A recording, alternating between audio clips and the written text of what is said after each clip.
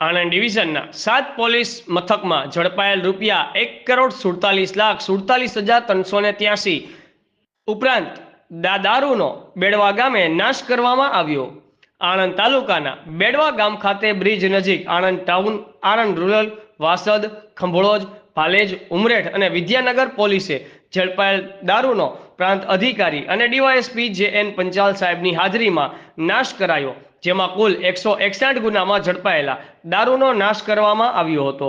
કુલ ₹85,833 ₹1,47,47,383 નો અલગ અલગ બ્રાન્ડનો વિદેશી દારૂની બોટલો પર બુલડોઝર ફેરવવામાં આવ્યું।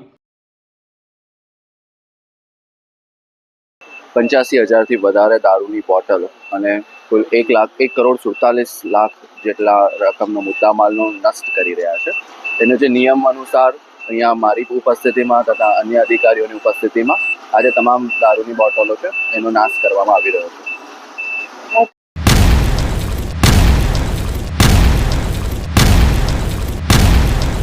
दिव्य सरदार न्यूज, सब पर नजर, सबकी खबर।